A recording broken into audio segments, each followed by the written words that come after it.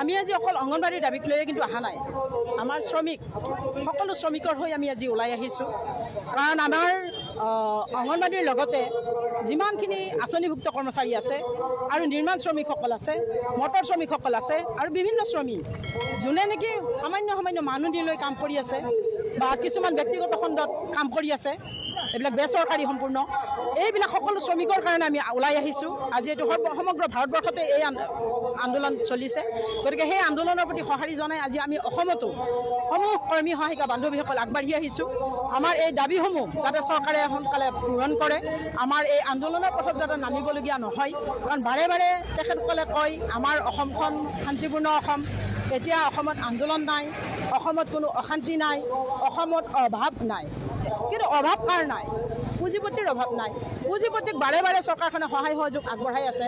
পুঁজিপতিৰ কোনো কৰ নলয়, কৰসমূহ ৰেহাই দিছে। গতিকে পুঁজিপতিৰ অভাৱ নাই। কিন্তু আমাৰ শ্ৰমিকসকলৰতো অভাৱ সদায় আছে। কাৰণ আমাৰ শ্ৰমিকসকলকতো চলিব পৰাকৈ তেওঁলোকে একো মজুৰি দিয়া নাই। গতিকে আমাৰ অসমত অভাৱ আছে, অসমত আন্দোলন আছে। আন্দোলন কৰিবলৈ বাধ্য তেওঁলোকে কৰাইছে। যদি আজি আমাক আন্দোলন নকৰাকৈ যদি ৰাখিব বিচাৰিছে, আমাক চলিব পৰাকৈ যদি মজুৰি দিলেহেঁতেন, আমাৰ নিশ্চয় আন্দোলন আমাৰ বন্ধ হ'লহেঁতেন। শেহতীয়াভাৱে আমাক অসম চৰকাৰে ঘোষণা এটা কৰিছে, আমাৰ অংগনবাড়ীসকলক 2 অক্টোবৰৰ দিনা এটা ভাল খবৰ দিব, কিবা মাননি বৃদ্ধি কৰিব। সেইটো আমি গম পাই বা জানি অসম চৰকাৰক আমি ধন্যবাদ জ্ঞাপন কৰিছোঁ। নিশ্চয় আমাক সামান্যতম নিদি অকণমান চলিব পৰাকৈ দি আমাৰ মনবোৰ নিশ্চয় তেওঁলোকে আনন্দিত কৰিব। আমি তেখেতসকলক ধন্যবাদ জনাম 2 অক্টোবৰৰ দিনা তেওঁলোকে আমাক কেনেকুৱা ধৰণৰ মাননি বঢ়াই দিয়ে। গতিকে তেখেতসকলক আমি এটা আহ্বান জনাইছোঁ, তেওঁলোকে যাতে কেন্দ্ৰীয় চৰকাৰৰ লগত আলোচনা কৰি আমাৰ এই আঁচনিভুক্ত কৰ্মচাৰীখিনিক চলিব পৰাকৈ মজুৰি বৃদ্ধি কৰি দিয়ে। গতিকে কেন্দ্ৰীয় চৰকাৰক আমাৰ অসম চৰকাৰৰ জৰিয়তে যাতে এই আবেদনটো যায়, তাৰ কাৰণে আমি অসম চৰকাৰক আমি অনুৰোধ জনাইছোঁ আজি এই চেনেলৰ জৰিয়তে। গতিকে তেখেতসকলে অতি সোনকালে কেন্দ্ৰীয় চৰকাৰৰ লগত আলোচনা কৰি আমাক মজুৰি দিয়াৰ ব্যৱস্থা কৰিব লাগে। 2 অক্টোবৰৰ পিছত কি হয় সেইটো আমি এতিয়া কোৱা টান। কিন্তু হয়তো আমি 24 চনত সকলোৱে জানে, আমি যিটো দিবানৈক্ষ আন্দোলন দিনে ৰাতিয়ে আমি সচলত কৰিছিলোঁ, হয়তো তাতকৈও ভয়ানক আন্দোলন কৰিবলগীয়া হ'ব পাৰে। কাৰণ আমাৰ অসম চৰকাৰেতো কৈছে অসমখন শান্তিপ্ৰিয়, অসমত আন্দোলন নাই, আন্দোলন বন্ধ হ'ব। এই বন্ধ হোৱাৰ ব্যৱস্থাটো যদি তেওঁলোকে কৰে, নিশ্চয় আমাৰ 2 অক্টোবৰৰ পিছত আৰু কোনো ধৰণৰ আন্দোলন নহ'ব। কিন্তু যদিহে আমাক চলিব পৰাকৈ মাননি নিদিয়ে, সামান্যতম মাননি যদি বঢ়াই থৈ দিয়ে, তেতিয়াহ'লে হয়তো আকৌ আন্দোলনৰ পথ আমি ল'ব লাগিব পাৰে। সেইটো আমি এতিয়া ক'ব নোৱাৰিম। আজি 2 অক্টোবৰৰ পিছতহে আমি ক'ব পাৰিম। আৰু আমাৰ যিটো এটা ব্যৱস্থা হৈছে FRS পোষণ ট্ৰেকাৰৰ জৰিয়তে, যিটো FRSৰ ব্যৱস্থা, আগতে আমাক খাদ্য পাতি যোগান ধৰিছিলে আমাৰ বেনিফিচাৰী লৈ। সেই খাদ্যসমূহ আমি ৰাইজৰ মাজত বিলাই দিছিলোঁ, ৰাইজে নিছিলে, বহীত চহী লৈছিলে, সেইমতে আমাৰ হৈছিলে। আগতে চাউল মটৰ দিছিলে, মানুহে আগ্ৰহেৰে নিব আহিছিল। এতিয়া পেকেটিং খাদ্য দিয়ে, সেই পেকেটিং খাদ্যসমূহ আমাৰ অসমত কোনেও খাব নিবিচাৰে আৰু নিবলৈও নাহে।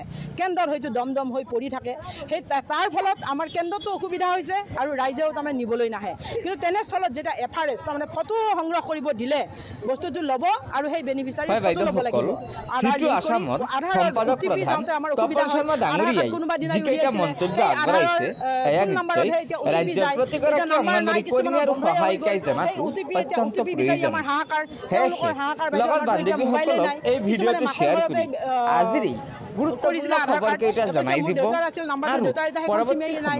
এনেকুৱা ধৰণৰ আমাৰ বেনিফিচাৰীসমূহ নোহোৱা হৈছে। তাৰমানে আমি ফাঁকিবাজ হৈছোঁ, মানে মিছলীয়া হৈছোঁ। কাৰণ কিয় মিছলীয়া হৈছোঁ? যেতিয়া কৰিব দিলে, ফটো ল'ব দিলে, আমি যিহেতু ফটো দিব পৰা নাই। কাৰণ মানুহৰ তেনেকুৱা অসুবিধা। আৰু এটা ফটো ল'ব যাওঁতে আমাৰ দিনটো নেটৰ কাৰণে ঘূৰি থাকে, কিন্তু আমি কাম কৰিব নোৱাৰোঁ। গতিকে সেই FRSৰ ব্যৱস্থাটো বন্ধ কৰিব লাগে। কাৰণ এই পেকেটিং খাদ্যটো মানুহে নিব নাহে। আমি এজন আহিলেই ওচৰৰ সকলোৰে আমি বস্তুটো হয়তো দি পঠাওঁ। কিন্তু এতিয়া এনেকুৱা হৈছে আমি এনেকৈও দিব নোৱাৰাত পৰিলোঁ। কাৰণ প্ৰতিগৰাকী বেনিফিচাৰীৰ আমি ফটো ল'ব লাগিব। গতিকে ফটো ল'ব লাগিলে যোন বেনিফিচাৰী তেওঁহে নিব আহিব পাৰিব। গতিকে তেনেকুৱাও আমাৰ অসুবিধা এটা আহি পৰিছে। এইসমূহ সমস্যা আমি ইতিমধ্যে আমাৰ বিভাগীয় মন্ত্ৰী আৰু আমাৰ সঞ্চালক মহোদয়ক আমি অৱগত কৰিছোঁ। তেওঁলোকে ইয়াৰো এটা সুব্যৱস্থা ল'ম বুলি কৈছে। গতিকে যদি লয় আমি খুবেই আনন্দিত হ'ম। আমাৰ অংগনবাড়ীসকলক ইমান মিছলীয়া বুলি আচলতে ভাবিব নালাগে, ইমান মিছলীয়া প্ৰমাণিত কৰিব নালাগে।